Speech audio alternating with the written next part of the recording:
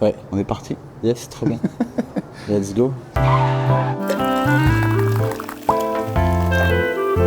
Bonjour à tous, bienvenue dans ce concept non pas de carnet d'auteur, mais café d'auteur, concept dans lequel on a la chance de recevoir des auteurs, autrices, illustrateurs et illustratrices. Et aujourd'hui, nous avons la chance de recevoir Monsieur Jules Messot. Salut. Comment Bonjour, ça va, Pierre-Louis. Jules? Très bien, très bien. On est à Cannes. On est à Cannes dans cette C'est matinée. le troisième jour, je crois. On a toutes et tous pas assez dormi et on est tous heureux. On se retrouve aujourd'hui pour cette petite interview, cette petite entrevue, durant laquelle on va un petit peu revenir sur ton parcours d'auteur, comment t'en es arrivé là, les jeux que t'as créés, etc. Ok. Il y a beaucoup de gens qui jouent aux jeux de société, mais qui ne voient pas forcément les auteurs, autrices qui sont derrière. Ouais. Est-ce que tu voudrais, pour les gens qui ne te connaissent pas encore, te présenter assez rapidement? Oui, j'habite à Toulouse. Avant, j'étais architecte. Je bossais à Paris. Et après, j'ai eu la chance de rencontrer PA de Allchap. Au moment où je suis revenu à Toulouse. Et là, j'ai rejoint l'équipe d'Allchap en tant que directeur artistique. Et j'ai bossé pas mal d'années avec eux, 6 ou 7 ans. Et c'est comme ça que j'ai découvert le milieu du jeu. Que j'ai pu aller dans tous les festivals, etc. Et c'était une porte ouverte énorme pour moi pour commencer à montrer des protos, parce que je pense que j'aurais jamais osé sinon. J'aurais jamais imaginé que ça puisse exister, qu'un anonyme amène des protos à des éditeurs. Alors c'est possible, n'importe qui peut en amener, mais souvent quand on ne connaît pas la porte d'entrée, on ne le fait pas. Et moi je l'aurais jamais fait à mon avis. Et donc ça, grâce à Allchap, j'ai pu découvrir tout ça. Et donc petit à petit, en réfléchissant avec Antonin à du dev, etc., j'avais envie moi aussi de bidouiller des jeux qui correspondaient à ce que j'aimais. Et puis j'en ai montré, et c'est là où il y a des jeux qui ont commencé à être édités. Il y avait Complice que j'ai fait avec Antonin, Arthur chez Allchap, et Acropolis qui sont sortis la même année en 2022. Ça, c'était mes premiers jeux sortis. Maintenant, depuis 3 ans, je crois, je suis à temps plein dans mon travail d'auteur. Je suis parti de Allchap, grâce surtout au succès de Acropolis, qui me permet maintenant d'avoir des revenus réguliers et de pouvoir me consacrer sans que ce soit un plan risqué de tout lâcher, de faire que ça, parce que le travail d'autrice-auteur, c'est quand même, comme tous les travails de la création, c'est quand même des plans ultra risqué et souvent même d'ailleurs tu touches très peu, donc c'est pas des plans très viables. Et donc là voilà, grâce à Acropolis, j'ai la chance de faire ça tout le temps. Trop chouette. Et étant donné que nous sommes dans un café d'auteur, quelle est ta boisson chaude préférée? J'ai pris du thé vert, alors moi je bois jamais de boisson chaude, mais le café j'ai arrêté. Le café ça me fait partir trop loin, trop fort. Ma boisson, c'est le chocolat chaud, ma boisson chaude. Ah, préférée. merci. L'élite boit du chocolat chaud. Ok. D'accord. Toi, tu bois ça? Je suis team chocolat chaud à fond. C'est team câlin le chocolat chaud, je trouve. C'est vrai, exactement. On a une petite question un peu de fainéant. Quelle est la question à laquelle tu aurais aimé répondre en interview et qu'on ne t'a jamais posée? Ah, bravo. Est-ce qu'il y a un truc où tu t'es dit, bah tiens, j'aurais bien aimé parler de ça en interview, j'ai jamais eu l'occasion? Mais c'est horrible parce que en vrai, il y a des sujets, je pense, qui sont importants, hyper importants à aborder, et donc ce serait une question importante. Importante, c'est quoi? C'est soit très méta, c'est-à-dire sur travail profond de game design, ou des trucs plus sociétaux, ou l'apport du jeu ou du travail, ou qu'est-ce qu'une autrice, un auteur a à apporter autre qu'un produit culturel qui est commercial à apporter à une société. Ça, je pense que c'est des questions extrêmement importantes, mais c'est un peu le stress comme question, parce que si je dis une réponse de merde, ce ne sera pas à la hauteur que je pense peuvent être ce genre de questions. Oui. Mais voilà, qu'est-ce qu'on apporte c'est des questions avec lesquelles on peut débattre beaucoup. Ouais. Est-ce que tu aurais une réponse peut-être assez courte à nous dire sur qu'est-ce que peut apporter un auteur en plus du jeu qu'il amène? Je pense que chaque personne créatrice est dans cette démarche de création, car elle a quelque chose d'assez important à exprimer, et elle ne sait pas le faire autrement qu'avec ce machin. Ok. Ce machin-là, c'est des jeux de société. Parfois, chez d'autres personnes, ça peut être la peinture, le chant, machin. Et ce que je trouve très beau, c'est quand ce média en question est en fait le seul qui puisse réussir à exprimer cette notion. Il y a des cinéastes qui avaient des choses à dire à propos de la lumière, à propos de certaines émotions, à propos de certains silences, Et en fait, il n'y avait que le cinéma qui pouvait le faire. Je suis persuadé que les jeux de société sont un art, c'est-à-dire un média capable de véhiculer des propos indicibles autrement. Et je trouve ça beau quand il y a certaines choses qu'en fait, il n'y a que les jeux qui peuvent dire. Par exemple, je pense que c'est normal de faire des liens très proches entre jeux vidéo, jeux de société, parce qu'il y a souvent des plaisirs et des chemins communs, mais le jeu de société, ce qui est incroyable, c'est que c'est une présence physique, à la fois avec les personnes qui sont directement physiques là autour de la table, à la fois avec du matériel. Et par exemple, faire rouler un dé, je crois que c'est quelque chose de semi-mystique, où on fait rouler le destin, etc., qui peut jamais être aussi bien... le lien peut être aussi réel avec un ordinateur. Empiler des cartes qui vont se péter la gueule, ça peut pas être ça avec un ordinateur. Et donc je pense que ce rapport entre moi, corps humain, et un enjeu physique au milieu de la table, et c'est pas que des jeux d'équilibre, l'enjeu physique. Tu vois, dans Acropolis, on empile des éléments et on voit se générer devant nous une petite forme tentaculaire qui monte aussi un peu. Et c'était ça au début pour moi l'intention d'Acropolis, c'était que j'ai mon petit gâteau, j'ai fait mon petit château de sable au milieu, et ce rapport à l'espace entre mon corps et ce que j'ai fait, pour moi c'était le plaisir que je voulais offrir aux personnes à la fin. Et donc voilà, je pense que le jeu de société peut faire vivre des enjeux très... une électricité, il y a une tension électrique entre ce qui se passe au milieu et moi, entre les personnes en face et moi. Tu vois, dans Yokai, je trouvais ça très très beau, l'électricité qu'il y avait. Dans la coopération, on disait rien, on faisait des petits gestes entre chaque personne. À chaque carte bougeait, il se passait un truc, voilà. Je crois que ça, le jeu de société a des émotions très fortes à faire passer là-dedans. Et en fait, ces émotions, machin, qui sont le reflet de messages que la personne essaye de faire sortir. Oui, ce que j'allais dire. Plus ou moins maladroitement de son corps. C'est un outil qui t'apporte plein de sensations différentes et qui peuvent avoir un message derrière, plus ou moins profond selon le jeu et selon ce que l'auteur ou l'autrice a voulu dire. Et c'est vrai que c'est un bel outil qui pourrait être, ma foi, culturel au sens large. Et tu vois, il y avait le manifeste métaludique l'an dernier. Il y a eu plein de discussions autour de ça. Parfois, les gens critiquaient la volonté d'avoir un message politique ultra défini. Moi, je ne le voyais pas comme ça, ce manifeste. Pour moi, un message peut être ludique aussi. Le message, ça peut être la coopération. Ça peut être cette tension électrique entre des humains. Le message, c'est pas forcément le capitalisme est mauvais, mais peut l'être aussi. Le message peut être aussi, deux humains ont des choses à faire ensemble, à créer ensemble. Il y a des messages qui ne sont que ludiques, et c'est pour ça aussi qu'on aime jouer, parce qu'il y a aussi des plaisirs qui ne sont que ludiques. Oui, c'était une super réponse. Oh, c'est gentil. C'est une super question. Tu as à côté de toi un sac de café avec la super couleur de BlackRock Games, dans laquelle tu vas retrouver 3 de tes créations. Incroyable. Donc, tu vas pouvoir piocher à l'intérieur les 3 jeux, nous les mettre sur la table. Et il va falloir que tu réussisses à les classer avec le jeu que tu préfères faire découvrir à des personnes, le jeu dont tu ne te lasseras jamais, et enfin le jeu qui t'a procuré le plus de sensations lors de son processus de création. Ouais, très bien ça. Ouais, trop bien, il y a Complice. Oula. Complice, c'est un jeu d'amour parce que c'est mon premier jeu. Ouais. Que j'ai fait avec Antonin, avec Arthur, et en fait je commence à peine arrivé chez Allchap, et Antonin et Arthur avaient déjà ce projet, et j'étais extrêmement excité par tout cet univers de réflexion qui correspondait infiniment à ce que j'aimais faire. Et donc j'ai amené plein d'idées pour le plaisir à Antonin, et très gentiment il m'a dit est-ce que ça te dit pas plutôt de le faire avec nous, co-auteurs. Carrément. Voilà. Et donc il m'a invité, c'est même pas moi qui ai amené les idées au début, j'ai juste amené l'amour de l'énergie de tout ça. Panorama, qui est le dernier jeu, il est présenté sur le festival pour la première fois, donc là on a tout le spectre de ma ludothèque. De A à Z. Et au milieu, je ne sens rien. Oula, ça doit être petit parce que je sens rien du tout. Si c'est petit, c'est Backstories ou je ne sens rien. Attends, mais... Il est bien caché. Si, ça y est, j'ai trouvé un truc. Non, c'est Moustache. Backstories parce que c'est une toute petite boîte avec 1 milliard de cartes. C'est bien lourd. C'est un jeu narratif, voilà. Voilà, j'ai fait la... Attends, la chronologie face caméra, c'est elle.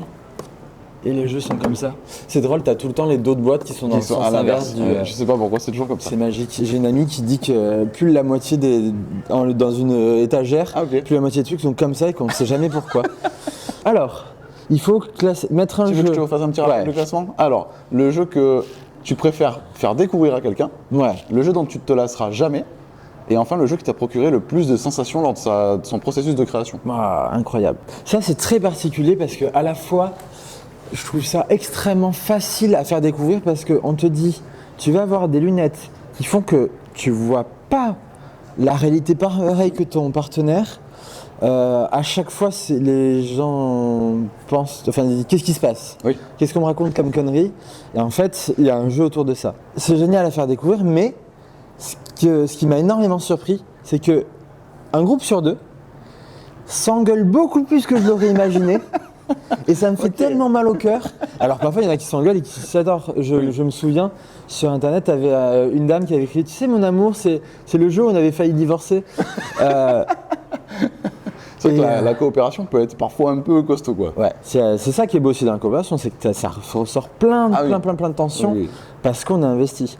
Donc ça me fait un pincement au cœur en me disant ça se trouve je suis en train de donner quelque chose de terrible à cette personne-là, mais je le recommande encore facilement à des personnes qui jouent pas forcément parce que ça fait magique et ça fait un jeu de société, ça peut être ça aussi. Oui, carrément. Donc je vais le mettre là, même si c'est très qui tout double. Ouais. Parce que les autres aussi, ils seront ils auront leur place dans les autres catégories.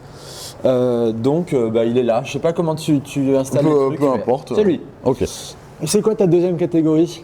Celui qui t'a procuré le plus de sensations à la création et celui dont tu ne te lasseras jamais. Ok. Je dirais très rapidement, même si en vrai les trois sont dans les trois catégories. Bien sûr. En vrai de vrai. Mais il faut répondre. Je dirais le plus de sensations à la création, c'est lui à mon avis. Ok. Et lassera jamais, c'est lui. Je viens d'y jouer à l'instant. Juste avant de te rejoindre, on était en train de tester avec Alexandre et toute l'équipe de Kodama, on était en train de tester l'extension. L'exclu, petite exclu. Que j'aime beaucoup. Et donc, j'ai dû quitter la partie pour te rejoindre. C'est gentil. Parce que sinon, j'aurais été un peu en retard. Et j'aurais passé la matinée à faire ça si je n'avais pas aussi plein de rendez-vous ensuite. Donc Moustache, je peux y passer ma vie dessus et en vrai j'ai passé la moitié de mes études sur la belote, sur la coinche, donc je pense que c'est un peu cet amour retrouvé. La boucle est bouclée. Moustache, c'est ça, c'est aussi mon enfance, je jouais tous les étés, je jouais au barbu avec mes grands-parents. C'est peut-être mon premier rapport au jeu de cartes. C'est des très très grands joueurs de cartes, mes grands-parents ils ont été champions de plusieurs tournois de bridge. Ok. Tournoi très régulièrement. Ok. Donc le barbu c'était le rapport à la stratégie de cartes avec eux. Et Moustache c'est le bébé du barbu, c'est pour ça que ça s'appelle Moustache. Exactement. Avec Antoine on est fan de barbu, on voulait faire un bébé barbu. Donc lui je m'en lasse jamais, mais ça c'est ta troisième catégorie. Et la deuxième catégorie c'était le plus d'émotions pendant le développement. Pourquoi ? Parce que je te parlais de rapport physique tout à l'heure, entre le jeu et l'humain. C'est quelque chose, je sais que ça compte pour moi. Je sais que l'art compte pour moi et je me dis, j'ai la chance de pouvoir faire des propositions que je considère artistiques à des humains. Et donc, j'ai pas envie de faire des choses où je trouverais qu'il n'y ait pas de poids, ou qu'il n'y ait pas d'intérêt face à mon regard critique. J'ai envie de faire des choses qui comptent à mes yeux. Et des choses qui comptent à mes yeux, c'est quoi? J'ai l'impression que c'est ce rapport physique. Et donc, il y a pour moi un vrai plaisir visuel entre ce qu'on a devant nous, matériel, quand on est en train de jouer, et je voulais une partenaire qui puisse amener des choses très riches là-dedans. Et j'ai rencontré Mélodie, on a très très vite sympathisé, Mélodie Lebon qui est la co-autrice et illustratrice de ce jeu. Et je me suis dit avec Mélodie, parce qu'elle part aussi dans plein d'idées, parce qu'elle a ce genre de grand nuage mental où j'ai l'impression qu'on peut tirer des choses assez extraordinaires. Je me suis dit avec Mélodie, ça pourrait être intéressant de faire un brainstorming pendant des mois sur qu'est-ce qui nous émeut matériellement, visuellement, qu'on aurait envie d'offrir. Et donc c'était un peu ce grand pari de dire, je vais faire un jeu, c'est pas de la méca. La méca, ce sera qu'un outil pour de l'émotion, du plaisir et de la satisfaction visuelle. Et donc là, ce qu'on fait dans ce jeu, c'est un truc tout mignon, tout chill, où on va créer une sorte de petite carte postale devant nous, ça s'appelle panorama parce qu'on va faire une petite frise d'un paysage. Et à la fois le côté détente est mignon, et à la fois je crée devant moi ma petite frise. C'était le pari qu'on voulait mettre en place. Et en plus, il y a une autre surprise assez belle. À un moment dans le développement, il est apparu cette forme derrière qui en fait, ça ressemble à un soleil et c'est la manière dont on va récupérer nos petites tuiles de panorama au milieu de la table. Ouais. Et ça, c'est une présence que je trouve hyper forte sur la table. Tu passes en festival à côté, il y a plein de copains qui disent « Ah, mais c'est quoi votre proto, machin, ça a l'air trop bien ». Tu vois, et tu as envie d'y toucher. Et ça aussi, ça fait partie pour moi de ce que est capable de faire un jeu de société. Donc je suis très content que ce jeu-là aussi arrive à proposer ces petites mignonneries, ces petites étoiles que les jeux de société savent faire. Donc voilà, ça coche plein de cases de ce que j'ai envie d'offrir. Trop chouette. Est-ce que, pour rester un petit peu sur le côté création, tu pourrais nous dire la partie que tu préfères lorsque tu crées un jeu? Quelle est l'étape que tu préfères? C'est quoi les étapes quand on crée un jeu? Au début, on est perdu total. Non, au début, on a une étincelle qui nous meut. L'idée. C'est tu dis, et tu le sais parce que Pierre lui aussi, il crée plein de jeux, très bons jeux. J'aime beaucoup jouer à tes protos, bravo. Merci. Au début, tu as un truc qui dit « Je veux que ça naisse ». C'est pas « je veux », c'est « j'ai besoin que ça naisse ». J'ai besoin que ça le faire sortir. Et j'en ai assez besoin pour y passer des mois à faire des protos pourris, à me prendre des claques parce qu'à chaque fois que je le montre à mes potes, ce sera nul. Mais cette idée elle me meut tellement qu'on va aller au bout. C'est même pas que je l'aime, c'est qu'en fait on est créateur parce qu'on a ça en nous et qu'on n'y peut rien. C'est plus une maladie qu'un plaisir. Du coup, c'est vraiment à partir du moment où tu as l'idée un petit peu, que tu as un message à faire passer, c'est la partie où tu te dis ok, là je commencerai à kiffer mon truc et ça va être chouette, quoi. Ça va être une belle aventure. Bah, c'est pas conscient, je pense qu'on est esclave de cette idée et c'est parce qu'on n'est pas capable de la mettre de côté, de l'oublier, de se mettre des œillères et de rester dans les rails. Faut aller au bout, quoi. Qu'on va au bout. Enfin, pour moi, c'est même pas un plaisir, c'est une condition de vie. Je respire parce que j'ai trouvé un moyen de faire sortir mes idées. Donc, est-ce que c'est pas mon moment préféré parce que c'est un moment qui existe. Enfin, c'est lui. Mon moment préféré, c'est quoi? Après, le moment d'après, c'est souvent avec des co-autrices, co-auteurs. Et ça, c'est très, très sain. À la fois, j'adore ce dialogue interne seul. À la fois, j'adore ce dialogue complexe avec l'autre humain que j'ai en face de moi. Où ce matin, avec Alexandre, c'était très, très drôle, très beau. Parce qu'on n'était pas d'accord. Mais on sait qu'on a un respect énorme de l'avis, de l'analyse de l'autre. Et c'était une sorte de putain, ta gueule, t'as tort, et putain, je t'aime, je sais que t'as souvent raison. Voilà, ça c'est la meilleure partie. Ouais. Ok. La meilleure partie, c'est tu vas faire naître des choses fortes, je le sais parce que je t'aime et je crois en toi, mais on va pas être tout le temps d'accord. Voilà. Ce qui est bien, ce qui prouve que ça réalise de belles choses au final.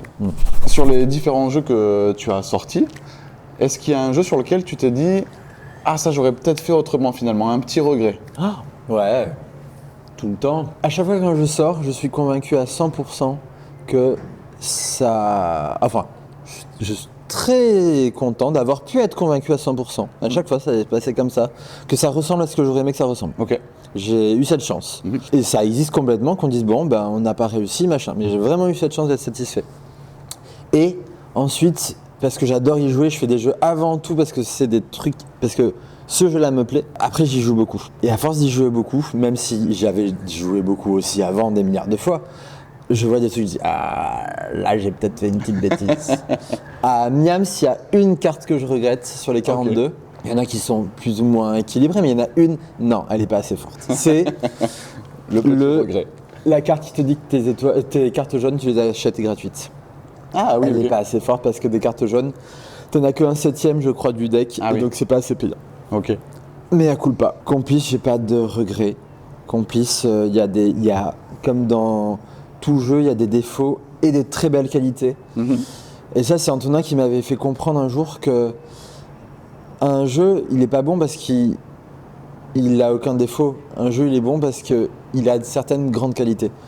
Et il y a les défauts, on va même les oublier très très vite s'il est porté par ses grandes qualités. Parce que moi, mon défaut, c'est souvent j'ai l'impression de repérer très vite les défauts et de les gommer, mais en fait, on s'en fout. Le but, c'est pas de nettoyer tout ça, le but, c'est d'être capable de faire vivre de la chaleur. Parce que ça peut être un peu froid parfois de tout nettoyer. Oui, c'est vrai. Est-ce que tu pourrais nous dire quel est ton premier souvenir d'auteur? Ouais. 2 ans. Non, mais je suis né autrice-auteur. Ok. Je pense que heureusement, l'humanité fait que beaucoup de personnes sont nées créatrices. Merci l'humanité. Et oui, quand j'avais 2 ans, je créais des jeux pour moi. J'ai créé des jeux vidéo pour mon petit frère. J'ai créé des jeux de société pour mon petit frère. Toute ma vie, ça a été ma manière de m'exprimer. Ok. Après, j'ai découvert, après le lycée, que l'architecture existait et générer des spatialités. Ça a été aussi la deuxième moitié de ma vie, mais quand je te parle que pour moi il se passe quelque chose de fort entre la physique qui est sur la table et l'humain, mais c'était cet amour que j'avais là dans l'architecture. J'ai développé des projets indés de jeux vidéo. Je suis très heureux parce que depuis un mois, je me suis remis avec des amis sur un grand projet de jeux vidéo. Ok. Et c'est mon amour de toute mon enfance, adolescence, c'était cette expérience parce que j'étais souvent seul, parce que chez moi, on jouait pas forcément aux jeux de société. J'avais pas de potes geeks, donc j'étais souvent seul geek face au ludique du jeu vidéo. Après, le vrai souvenir pro, c'est Antonin Holchap. Ok. Voilà. Est-ce que tu aurais une petite anecdote fun qui s'est passée lorsque tu as présenté un jeu ou en festival ou qui t'est arrivé? Donc tu t'es dit, bah, alors ça je vais m'en souvenir un petit peu longtemps quand même. Non. Ma vie n'est pas très faite de fun. Il y a des gens heureusement merveilleux comme notre camarade Alexandre qui sait amener le fun. Moi je pense que j'ai certaines qualités mais pas celle du fun. Il y a un truc mignon, c'est Antoine de Lumberjack, maintenant c'est Kodama, Oui. sur moustache, qui parfois t'as l'impression qu'il s'en fout alors qu'il adore le truc, et après 2 mois après tu te rends compte qu'il adorait. Ça me fait rire de dire putain Antoine, mais tu aurais pas pu me le dire plus tôt que t'adorais. Voilà, à part ça, j'ai pas trop de trucs fun. Ok. Tu vois que tu as un super mug Ouais. qui te rappelle potentiellement peut-être un jeu. C'est vrai ça, j'avais pas vu. Et tu pensais à quel jeu ce Il mug? me fait penser au Montgolfière de Panorama. Forcément. Donc dans ce concept de café d'auteur, bien sûr tu vas pouvoir repartir avec ce mug C'est trop que bien. l'on t'offre. Merci, c'est génial, j'ai pas de mug chez moi. C'est vrai? Ce sera mon Bah, tu mug vois, à ce moi. sera le premier C'est trop bien. de Panorama. Donc on est très content de pouvoir te l'offrir, ça te fera un petit souvenir de cette entrevue. C'est génial. Et maintenant, si tu le souhaites, on peut te laisser un petit moment si tu veux nous faire une petite promo d'un prochain projet ou nous faire passer un message. C'est un petit peu l'antenne libre, si tu as un message à nous dire, c'est Cool. avec grand plaisir. Mais déjà, merci parce que j'ai dit plein de choses qui me plaisent pendant cette chouette. entrevue. Merci Pilou. Donc voilà, j'ai pas de message profond à faire passer parce que j'ai l'impression d'avoir fait passer plein de qui me plaisent. Après la promo, mes prochaines sorties, vous l'avez là et je suis extrêmement heureux avec ma très grande amie Mélodie. Merci Mélodie, merci Scorpion, ça c'est trop cool. Et il y a aussi San, un jeu que j'aime énormément que je fais avec mon très grand ami Martin Montergnol, qui est aussi un des potes du jeu vidéo. Ça fait depuis 2021 qu'on est sur ce jeu. Ok. Il a, comme tous les projets, il y a eu un chemin immense entre le début et la fin de plein de belles choses. C'est un deck building, à la fois très simple, à la fois ça répète tout ce qu'on connaît d'un deck building et à la fois ça va à d'autres endroits qu'on connaît pas. Trop chouette. Merci beaucoup pour cette petite interview, c'était très chouette de te Merci, recevoir. Bilou. On te souhaite une bonne fin de festival et bien sûr le meilleur pour la suite, on a hâte de voir les futures créations. C'est gentil. Et puis à très bientôt. Trop bien. Merci. Salut!